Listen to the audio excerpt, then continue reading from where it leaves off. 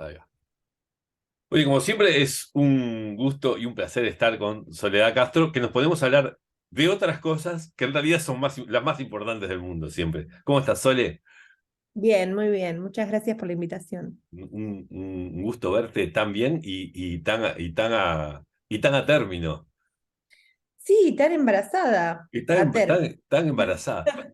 No tiene, me quedé con una de la conversación previa que era sobre el embarazo, me quedé con una cosa, este, el otro día porque justo Dolina dijo algo que a mí las mejores cosas que me pasó en el mundo no las planifiqué y pone de ejemplo a los hijos. En tu caso, el tema de la maternidad ¿apareció o fue parte de un plan? Bueno, en realidad nosotros estuvimos buscando bastante tiempo. Yo tenía un diagnóstico de esterilidad desde que soy muy joven.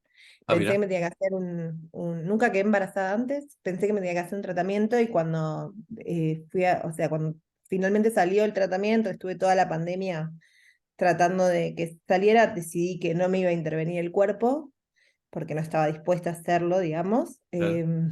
Y decidí que no iba a ser mamá y que estaba todo bien. Y bueno, empezó como una etapa de duelo y cuando finalmente lo superé y me dediqué a otra cosa, pensé que la vida venía por otro lado y que estaba bien, digamos, me embaracé sola. Claro, claro.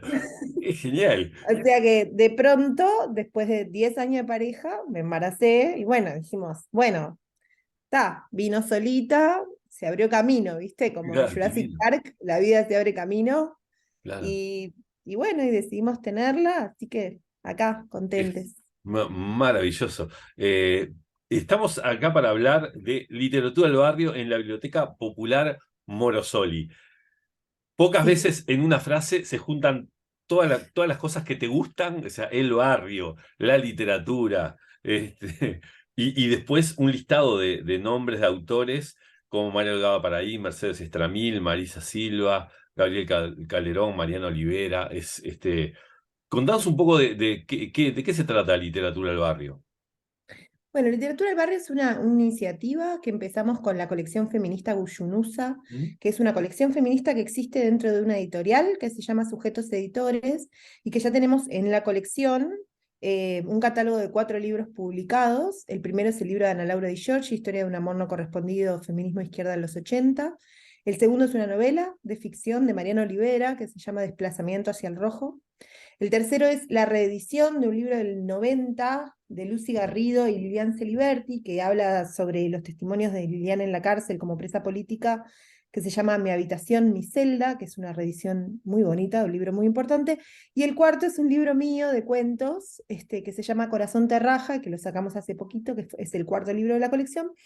Y en realidad la colección se caracteriza por, también desde el feminismo, por no tener como un género dentro de la colección, un género literario preestablecido y cuestionar un poco también las formas, digamos, de organización de lo literario, ¿no? Como entendiendo también lo feminista y lo literario como un espacio de subversión también de las Claro, formas en que supuestamente hay que armar un catálogo editorial. claro, Entonces nosotras armamos el catálogo con diferentes libros y publicaciones que vienen de diferentes procedencias, de diferentes géneros, y bueno, y eso también es un acto subversivo, digamos, dentro de lo que es la literatura y el mercado editorial. Entonces, además de armar esa colección, que es como nuestro trabajo principal, y vender los libros y presentarlos, etcétera, nos importa mucho toda la parte de difusión de ese trabajo y de encontrar espacios de diálogo e intercambio con los lectores y las lectoras, entendiendo que ahí hay un camino fructífero, digamos, para el cambio cultural, no solamente en la producción y venta de libros, sino en el armado de ciclos, de mesas, de actividades, etcétera, en el que se pueda generar ese diálogo para el pensamiento crítico, digamos. claro. Entonces, en ese sentido, y también, bueno, la democratización de la cultura, lo popular, llegar a los barrios, ¿no? Llegar a los barrios con propuestas de calidad, nos parece un acto en sí mismo feminista, ¿no? Nos parece que es parte fundamental de pensar una colección feminista, es pensar en cómo hacer para que la literatura no sea elitista y pueda llegar, y en la reflexión sobre la literatura, no solamente la literatura, los libros, sino la reflexión sobre la Claro. literatura y la reflexión colectiva sobre la literatura pueda llegar a diferentes lugares, ¿no? Entonces, para promover la democratización y el acceso, digamos, que es Claro. siempre una de las obsesiones feministas de la cultura feminista. claro. como yo la entiendo. Entonces, como la entendemos en el colectivo, digamos. Ujú, Entonces, bueno, la gestión de Silvana Pizarro en el municipio B es una gestión que está muy signada, tanto por lo feminista como por lo popular, y ellos en conjunto con la Biblioteca Popular Morosoli, que es una biblioteca que tiene más de 30 años, ¿no? ujú, Una biblioteca popular que fue existiendo en diferentes lugares durante más de 30 años, siempre sostenida por mujeres, como la ujú, enorme cantidad de bibliotecas populares, que es un movimiento sostenido por mujeres en general, claro. por mujeres que además que de manera voluntaria dan su trabajo cultural a los barrios, digamos, abriendo esas bibliotecas y sosteniéndolas. Por eso es un proyecto tan hermoso y tan Hermoso. invisible. Entonces, bueno, el municipio B las proveyó de un espacio hermoso que se abrió en la Plaza Sereñi, Ajá, que es la nueva locación, digamos, de la Biblioteca Popular Morosoli, que es muy bonita. Entonces nosotros decidimos proponerle al municipio armar un ciclo de lecturas y debates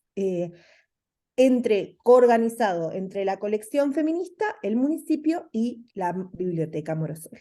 claro. Y eso es literatura al barrio, digamos. Este Una ciclo de mesas maravilla. que sucede todos los viernes, Los viernes de eh, 19 a 21, desde el 14 de abril hasta el 2 de junio sería. hasta el 2 de junio. El viernes pasado tuvimos la primera mesa, estuvo hermoso, fue una mesa sobre bibliotecas populares Ujú, justamente, y la idea es aprender en conjunto, encontrarse y facilitar eso también que las feministas llamamos las alianzas insólitas, que a mí es un término que me encanta, que es favorecer alianzas que de otra manera no serían posibles, o sea, claro, juntar actores que de otra manera no se verían las caras, digamos, y ver qué pasa ahí, ¿no? Y qué florece.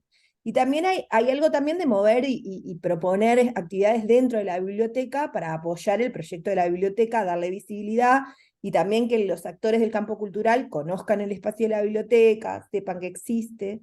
Así que estamos en eso, digamos. está buenísimo. ¿A vos a raíz de esto, viste que en la cultura pasa cuando uno ve los programas de los diferentes partidos de gobierno, siempre la cultura es como el último renglón, el último eslabón, El y último esto orejón como, del tarro. y cuando está por ahí abajo, es como una cosa que y no, y casi diluida dentro del concepto de enseñanza a veces, a veces ni siquiera eso, ¿no? Este, No, y dentro de la cultura comunitaria es más claro, minoritaria todavía, ¿no? Porque también vivimos en una época en donde la cultura también lamentablemente se asocia con esto de los grandes recitales, ¿no? Las cuestiones de mercado, las cuestiones que venden, ¿no? Lo masivo. lo Y a veces lo masivo, popular no es lo mismo que masivo, ¿no? claro, Y el trabajo con lo popular, el trabajo pequeño, sostenido, micropolítico, de lo cultural, es súper minimizado porque no es un trabajo que junte votos, digamos. claro, claro. Entonces, para ningún lado, digamos. Es Sí, sí, más sí. bien un trabajo que se sostiene en la voluntad y en el interés de los actores de la sociedad civil. Entonces, y eso, yo creo que eso es una pregunta que la izquierda debería hacerse, que los feminismos traen, ni que Mm, hablar, ¿no? Los feminismos traen una reflexión muy profunda acerca de lo cultural y de la importancia de lo cultural y de lo microcultural en la vida, y de cómo las mujeres sostenemos la cultura eh, como forma de sostener la vida, ¿no? Así como se sostiene la salud, la vivienda. Mario Delgado Aparaín, que estuvo en la primera mesa, que estuvo el 14, decía algo que era muy bonito, que decía, bueno, las bibliotecas populares son policlínicas para el alma, ¿no? Me encantó la expresión, porque hay algo de eso que es muy cierto, ¿no? Que en realidad en un país, además, con los niveles de salud mental que tenemos, de suicidio, de ujú, soledad, los espacios de la cultura y de la cultura comunitaria son espacios de rescate de la vida y de sostener claro, la vida, por ahí tanto como la educación pública o la claro, salud, ¿no? Lo que pasa es que, bueno, yo creo que no es tampoco para nada casual, ¿no? Que en un sistema totalmente. capitalista y del tipo de democracia que tenemos, la cultura comunitaria ocupe el lugar que ocupa y sea un espacio tan de resistencia y que es tan difícil que sea mirado y que sea contemplado como lo que verdaderamente es, que es fundamental realmente para la vida, porque el mundo simbólico y del Claro. lenguaje es fundamental Claro. para la Sí, vida sí, sí, cotidiana de las fundamental, personas. claro, claro, es lo que le da sentido. Y justamente a eso apuntaba yo cuando empezaba así como a razonar todo lo que vos me estabas contando, yo decía, claro, quizá con Solía a mí me pasa mucho cuando veo movimientos interesantes que están muy asociados a esta corriente de feminismo que se ha como instalado, que parece que hubiera agarrado. Es quizá eh, la verdadera revolución, digamos, es la única corriente realmente revolucionaria y alternativa que se ha plantado frente a un sistema, al sistema capitalista, llamarlo como quiera.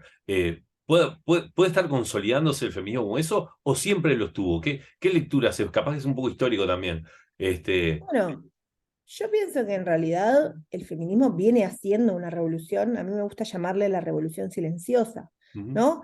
Si nosotras vemos lo que pasaba en la vida de mi bisabuela y mi abuela y mi madre y yo, ¿no? Cada generación una vida distinta. estableció rupturas y cada mujer, o sea, la supervivencia de cada una de nosotras durante todo el siglo XX tuvo que ver con romper mandatos y tratar de revertir ciertas cuestiones vinculadas con lo normativo, ¿no? Mi abuela se puso minifalda por primera vez, mi madre salió a militar, yo me fui a vivir con una amiga. O sea, quiero decir, por decir algo, qué sé yo, ¿no? Y me acosté con alguien por primera vez habiéndolo conocido ese mismo día, Claro, ¿viste? claro, claro, Como, no sé, y me drogué, ¿viste? Como que claro. hay algunas cosas que tienen que ver con la libertad y digamos, y todas sufrimos costos por eso, pero de todas maneras elegimos pagar esos costos, porque siempre las mujeres pagamos costos, siempre que estamos rompiendo, digamos, con los mandatos, pagamos costos, pagamos el costo de haberlo hecho,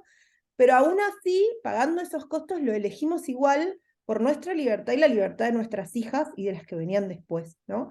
Y por el ejemplo de nuestras abuelas. Entonces hay ahí una revolución silenciosa que se traza, que si uno charla y entiende, por ejemplo, hace tan poquito que las mujeres votamos, hace tan poquito que podemos ser Claro. propietarias de una casa, hace tan poquito, no son cosas Sí, tan sí, básicas, sí, sí, sí. que en realidad, Y te das cuenta o también sea, en la resistencia, ¿no? En los movimientos de resistencia que hay en el feminismo que a veces son, inclusive, tan individualizados, ni siquiera necesitan ser corporativos, ¿no? Es como, bueno, por eso nosotros decimos en un punto que lo personal es político, porque es, bueno, son pequeñas rebeldías personales, pero que responden, ¿no? Que cuando te pones a hablar y te pones a ver, bueno, esto no solo me pasa a mí, me pasa a mí, le pasa a la otra, le pasa a la otra, le pasa a la otra, ¿no? Y hay movimientos generacionales porque responden a una cultura que no es individual, que es política, porque tiene que ver con la organización de un sistema, que es el patriarcado, y su opresión a lo largo de los años y a lo largo de los tiempos. Entonces, frente a la pregunta de que si la revolución feminista existe, la revolución feminista existe, es hoy, fue ayer y será mañana, digamos, pues algo que sucede y sucede de forma pacífica, por eso también es tan revolucionaria, porque sucede de forma pacífica, ¿no? Porque los feminismos no tienen muertos, eso es también es algo que es muy importante. claro, También pienso que hay otras luchas que están, digamos, intentando con sus propias, eh, digamos, con sus propios códigos, tratar también de dar ese tipo de revoluciones. La lucha ecologista me parece una lucha muy importante, la lucha antirracista me parece también claro, una lucha la lucha anticolonialista, que tiene tan mala prensa claro, últimamente, sí, tiene menos prensa, sí, es digamos, que la verdad, revolución queer o la revolución feminista, por algo tiene menos prensa también, pero sigue estando ahí, ¿no? claro, Digamos, el problema de la colonialidad y de la racialización, que es un problema enorme y que también tiene que ver con esto de acumular desobediencias a lo largo del tiempo, ¿no? Para ir emancipando los cuerpos, ¿no? claro, claro, claro, Eh, totalmente, que es todo un problema, digamos. Claro, es cierto también que estamos en un momento de los feminismos en el que, bueno, muchos decimos, bueno, tiene que trascender un poco lo individual, ¿no? Necesitamos también organizarnos, ¿no? De formas colectivas para disputar la política y la política pública. Pero eso somos algunas feministas, ¿no? Dentro de los feminismos que son muy amplios, porque los feminismos son una mirada transversal de entender todas las puntas de la claro, vida. Entonces, bueno, si es así, estamos en todos lados, las feministas dando múltiples batallas y múltiples peleas. claro, Habemos algunas también que pensamos que estamos en un momento muy importante de organización colectiva para dar disputas que tienen que ver con el Estado, la toma del poder y la política pública, ¿no? Pero en ese sentido, bueno, en el caso de la militancia cultural, es muy difícil también en este contexto, ¿no? También claro, dar grandes batallas en términos de disputas por políticas públicas culturales. Sobre todo porque hay muchos todavía debates acerca de qué es una política pública feminista en términos claro. culturales, ¿no? Entonces, bueno, vemos algunas que seguimos pensando que hay que fortalecer la cultura comunitaria y que es por ahí. Hay otras compañeras que piensan que es por otros lados y en muchos casos trabajamos de manera articulada, trabajamos juntas, digamos, ¿no? Claro. Y eso es lo bueno que tiene también ser feminista, que en general estamos muchas en desacuerdo, pero nos apoyamos en los diferentes espacios que habitamos y eso también es súper interesante y Sí, rico, sí, sí, ¿no? sí. Me parece que tiene que ver aparte con el concepto ese, no tiene el código de la competencia y de. No, capaz que eso es más, sí, es más masculino, eso de la disputa de, ¿no? Por la presa Y y lo que todo pasa eso. es que si vos estás jodida y la otra también, estás donde estás jodida igual, o sea, Claro, dispute claro, lo que dispute. totalmente. Entonces, en un punto, quiero decir, hay algo que empezás a entender que qué vas a es como competir por una amiga de pan. Te decís, bueno, Claro, claro. Sí, no sí, sí, sé, me sí. parece una Me tontería. pasa, yo sabía que me iba a pasar contigo, me pasa siempre, me quedo corto de tiempo, hablaría 200.000 días contigo, aprendo un montón de cosas después repito como si fueran mías. Literatura al barrio, entonces en la Biblioteca Popular Morosoli, todos los viernes de 19 a 21. Nos tenemos que despedir, pero antes me gustaría que me contaras un poco el tema de cómo es editar libros más allá de que ustedes tienen, lógicamente, una línea clara política, llamémosle, o ideológica, en el mejor de los sentidos, de fomentar y por qué fomenta un tipo de literatura determinada, pero ¿qué pasa con los libros? ¿Qué pasa a la hora de la edición, de la venta? ¿Cómo sostienen el Bueno, proyecto desde ese punto de vista? mira, antes de eso quisiera decir, invitar a la gente a venir los viernes, va a haber un montón de mesas, de un montón de temas, que se informen en las redes de sujetos, en las redes del Sí. municipio de, Sí, nosotros vamos a poner en etcétera. la página, ponemos el podcast Sí, con esta pequeña conversación y toda la info está, que nos pasaron para que la gente pueda buenazo. recurrir a Eso me ella. parece importante para convocar a la gente. Y después con respecto a editar libros, bueno, a mí hay una frase de Samuel Beckett que me encanta y me dirige, que es esa de fracasa más, fracasa mejor, ¿no? Y que guía, me parece, como la militancia cultural en el sentido de decir, bueno, hay otros valores que no son solamente los monetarios en el intercambio cultural, ¿no? Que son otros valores también, que son re importantes y son re importantes para la vida. Entonces, por ahí, editar libros no es hoy un gran negocio, digamos, pero tiene otros secretos y tiene otros intercambios y otros aprendizajes que son muy importantes. Y además hay otra cosa que es que las elecciones también se ganan editando libros. Y a las pruebas me remito, ¿no? Claro, Los libros, la palabra escrita sigue teniendo un valor impresionante en términos de la cita de autoridad, en términos de lo que logran los libros y la publicación de libros, en términos de inferir en cierta élite minoritaria, pero que es formadora de opinión también. claro, Entonces, no es solamente, por un lado está toda la cuestión del gusto por la literatura y la defensa de la palabra escrita como una defensa de las humanidades y de lo simbólico otra vez como forma de sobrevivir. Pero por otro lado también hay una estrategia política profunda en la idea de que publicar libros, y por algo la derecha publica tantos libros, claro, sí, ¿no? No sí, es sí, sí, porque, sí, ¿no? claro, Y por algo se disputan los relatos los relatos se disputan y la existencia de la palabra escrita sobre ciertos temas, la existencia de determinadas voces, para hoy o para el futuro, ¿no? Porque hoy también rescatamos por ahí cosas que, mirá, Peri Rossi, por decir algo, claro, ¿no? Que en claro, su claro, momento no la leía nadie y ahora, bueno, es premio Cervantes. Quiero decir, hay algo que también es una disputa, la disputa del arte y la palabra escrita es una disputa de largo plazo. Y es una disputa política de la existencia y que tiene mucho sentido estratégico. Y entonces para los feminismos también tiene mucho sentido estratégico que exista una colección feminista, que existan varias colecciones feministas, que existan los libros feministas, que si una feminista quiere, que si hay en una biblioteca, una librería, una mesa de libros de feminismos, no haya solo libros gringos o españoles, claro. sino que también haya libros Una uruguayos. literatura propia, claro, ¿No? Entonces, esa disputa que parece tan minoritaria y pequeña, nosotras creemos que no, que son disputas a largo plazo y que son disputas muy importantes y que inciden en la cultura. Entonces, esa incidencia cultural que a veces parece pequeña, los libros son grandes amplificadores de esa incidencia cultural. Entonces, totalmente. bueno, por eso en realidad elegimos Una editar. maravilla. Sole, muchísimas gracias por estar esta mañana con nosotros. Muchas gracias, Joaquín. Un Adiós, abrazo. un gusto.